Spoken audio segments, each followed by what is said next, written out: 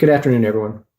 Before we get started this afternoon, I'd like to remind everyone that as Christian historians, we have to recognize the role of providence in history. And we have to recognize the role that Christians have played in history, especially in American history.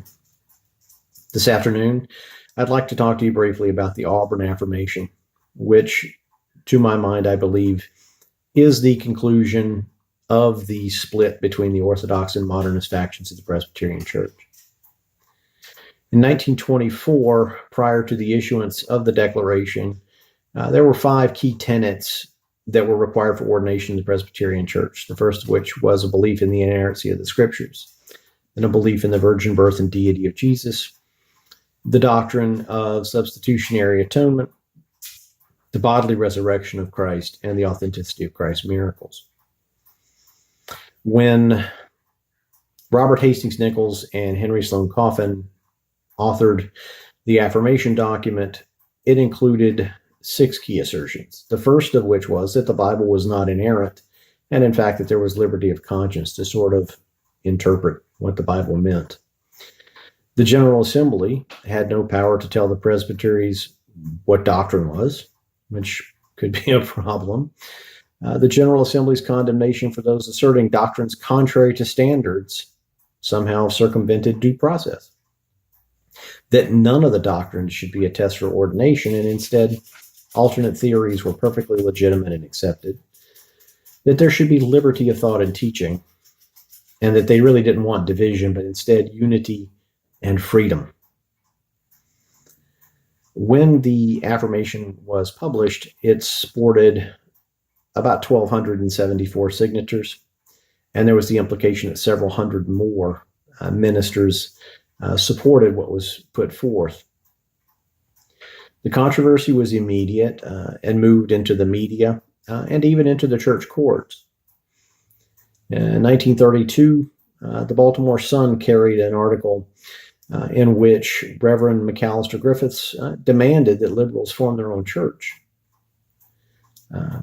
In Philadelphia, 2 years later, heresy charges were brought against 11 ministers. As the New York Times carried articles about, the Orthodox Church created a foundation to pursue the prosecution of these ministers so they could solicit donations for the legal funds. And the 11 church members were placed on trial for heresy. Eventually, Dr. J. Gresham Machen became so upset, so completely tired of the process, he formed an independent mission board because the greater body of the church had refused to expel the signatories of the affirmation, and as a result, he himself was expelled from the church. At the acceptance of this affirmation, the Orthodox Presbyterians really had no choice but to form a new body, which became the Orthodox Presbyterian Church. Dr. Charles Quirk has done a couple of different articles substantially researching this issue. And in one of his articles, he did a statistical analysis of those who signed the affirmation. He found that most of those signing received their seminary training at Auburn or at Union Theological Seminary. I think that was a very interesting finding because it suggests that when we begin to have doctrinal differences, we must look to the temporal education that the seminarians are receiving and ask ourselves, is that seminary training consistent with the doctrine, with the beliefs, with the scriptures?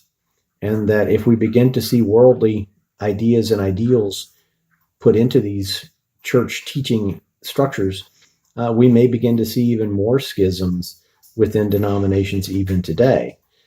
Almost as if the warning goes, it has happened before, it could happen again. I think that the Auburn Affirmation stands as an interesting highlight in history of the churches and of religion in the United States, because it presents us with an opportunity to address these questions. I look forward to everyone's comments. I hope everyone has had a blessed week and is ready for the final couple of weeks of the semester. Thank you.